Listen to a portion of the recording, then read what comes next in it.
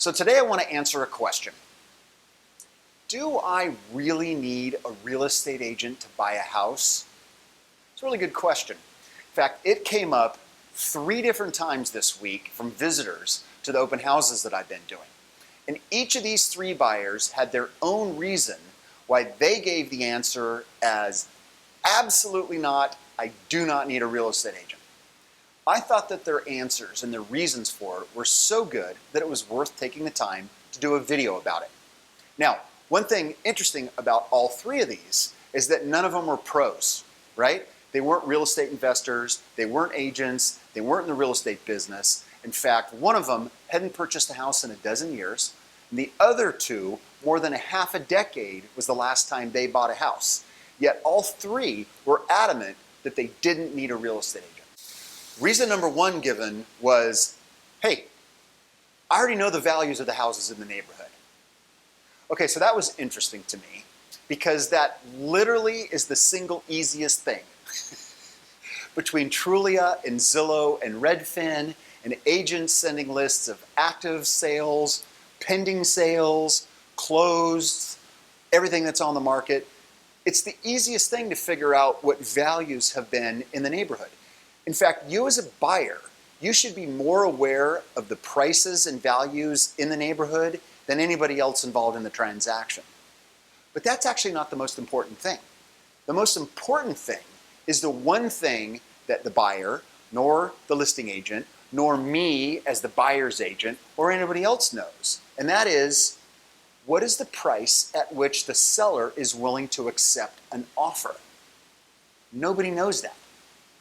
Furthermore, in this particular person's case, they hadn't looked at a purchase contract in over 5 years. They have no idea what the current contract says. They therefore have no idea what the various strategies are that can be used and employed to get that seller interested in taking that buyer's offer. Without knowing that, it's just a guessing game.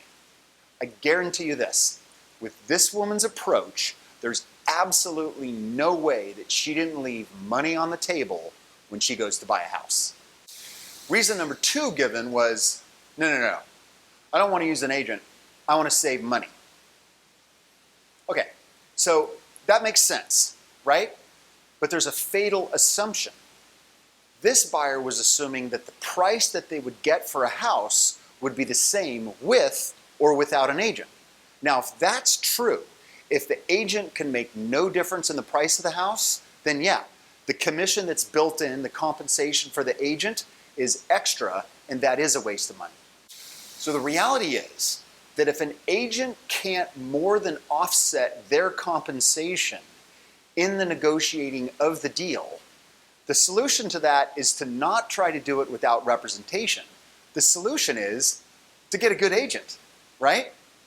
Now, the house that I'm in here, this is actually an open house that I just closed up here. Okay, this house is listed for just over $800,000. And on a transaction this size, typically, there's going to be between $40,000 and $80,000 on the table at play. And at the end of the negotiations, at the end of the deal, whether that $40,000 to $80,000 slides to the seller or slides to the buyer depends on the strategies that are employed in the middle of the negotiations and the transaction.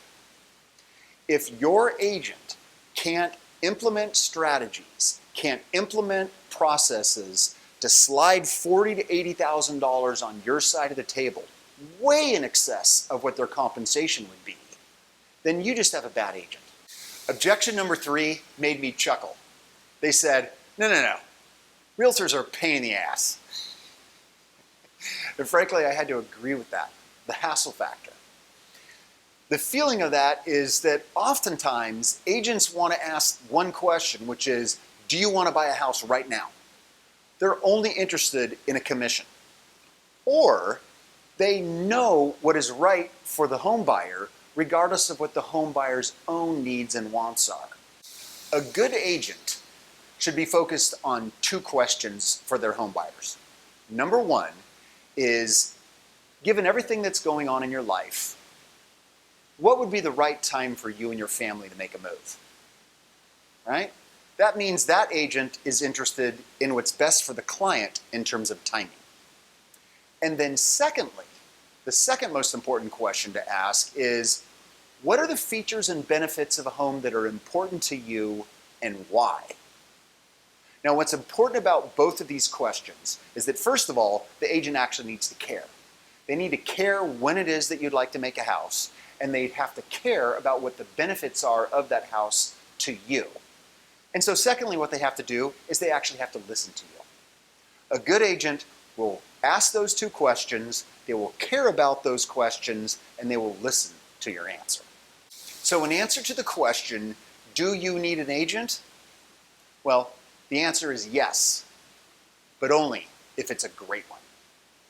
If you'd like to contact me, you could call me, 949-413-2371.